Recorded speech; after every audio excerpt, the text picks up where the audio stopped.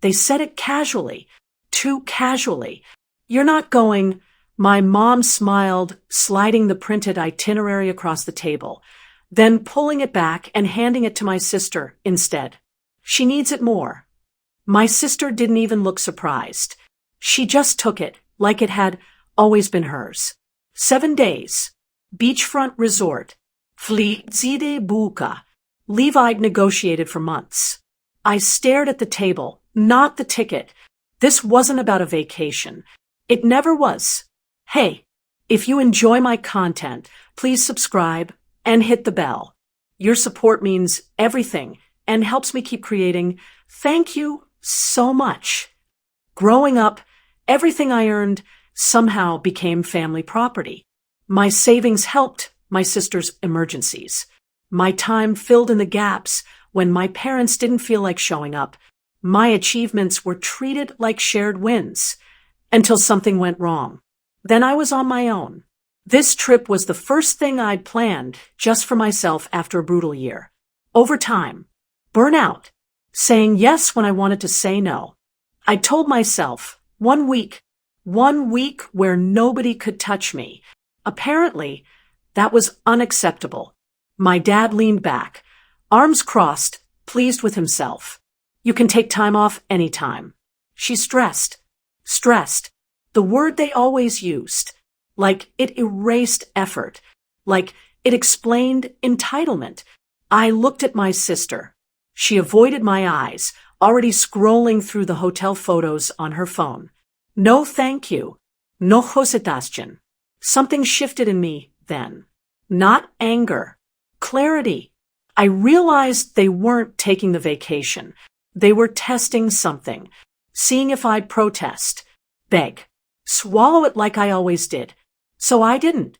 I smiled back, calm, almost amused. Enjoy, I said. That caught them off guard. My mom blinked. That's it. I stood, picked up my bag, and walked toward the door. No argument, no speech, no tears. Behind me, I heard laughter, relief. They thought they'd won again.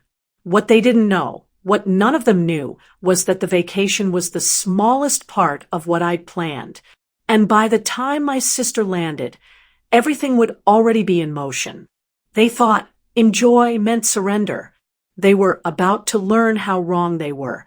I didn't go home that night. Instead, I drove to my office, sat in the empty parking lot, and let the quiet do its work. Not to calm down, to think cleanly. Here's what my family never understood about me. I don't explode. I reorganize. The vacation wasn't just a trip. It was booked through my rewards account, paid with my card, tied to my name, my ID, my emergency contact. The hotel upgrade, the airport transfers, the insurance, all mine. They assumed once it left my hands, it was gone. They were wrong. By midnight, I'd made 3 calls. The first was to the airline. I didn't cancel the ticket. I changed it. Same destination, different date, same price. My name stayed on it. The system flagged it as traveler must be present at check-in. The second call was to the hotel. I didn't touch the reservation dates. I added a note, no third-party check-in under any circumstances. ID must match primary guest. No exceptions. The third call was quieter. HR. I'd been holding back for months, covering shifts, taking responsibility that wasn't mine, letting management lean on me because I was reliable. That night, I sent a short email. Clear, polite, final. I'd be taking my earned leave, starting immediately, indefinite length, within policy. My projects were documented. My access was logged. My phone would be off. By the time I got home, I wasn't angry anymore. The next morning, my sister texted me photos from the airport. Coffee in hand, sunglasses, smiling. Thanks again, she wrote. We needed this. I didn't reply. An hour later, my mom called. I let it ring. Then my dad. Then my sister again. Finally, a message came through from my sister that wasn't cheerful. They're saying my ticket isn't valid? I waited 10 minutes before answering. That's strange. I typed, "It's in my name."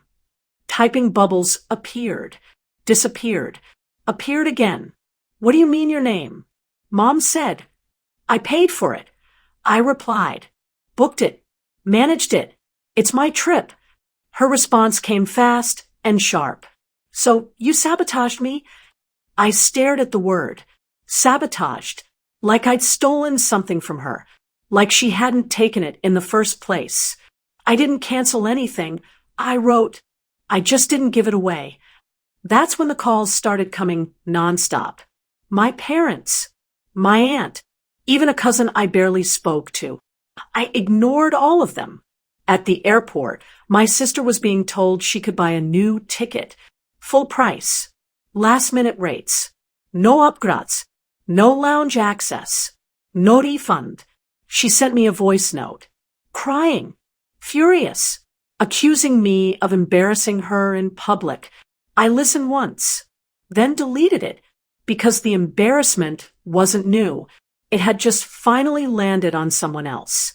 That evening, my parents showed up at my place without warning. My mom cried first, real tears this time, said I'd ruined a family moment, said my sister had been looking forward to this more than I knew. My dad didn't yell. He used disappointment, the tone he saved for when I stopped being useful. "You could have just said no," he told me. I looked at him and realized something simple. I had said no hundreds of times, quietly, politely, with my life. They just never listened because there were no consequences. Next time, I said, "Ask." They stared at me like I'd spoken another language. That's when my sister called again, this time from the airport floor. She was sobbing now, saying she couldn't afford the new ticket, saying the hotel wouldn't let her check in, saying everyone was staring. My mom turned to me, eyes sharp through the tears. "Fix this," she said. I didn't raise my voice. I didn't smile either. I already did. They left furious, hurt, confused. I closed the door behind them and finally let myself sit down. Not because I was weak, because I was done carrying what they dropped on me for years. And somewhere between that night and the next morning, something else happened, something none of them expected. The power dynamic didn't crack. It flipped. 3 days later, I boarded my flight. Same destination, same hotel, same ocean view my sister had posted about so confidently. I didn't announce it. I didn't post. I didn't tell a soul. When I arrived, the front desk greeted me by name. "Welcome back. Complimentary upgrade confirmed. Late checkout noted.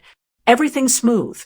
That night, I sat on the balcony with a drink I didn't rush and a silence I hadn't felt in years.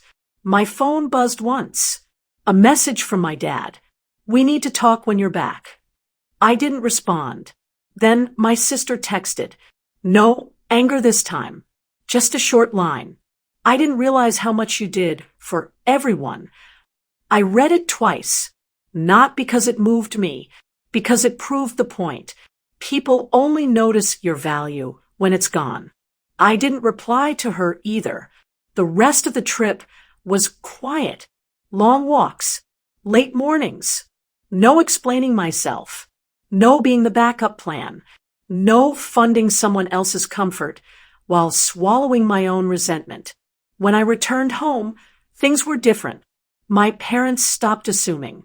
My sister stopped demanding. Invitations came with questions instead of expectations. And I changed too. I no longer corrected them when they misunderstood me. I no longer filled gaps they created. I no longer handed over things just to keep peace. Because peace that costs your self-respect isn't peace. It's submission. They took my vacation and smiled. I let them. Then I took something back they never knew they were borrowing. Control. And this time, I didn't give it away.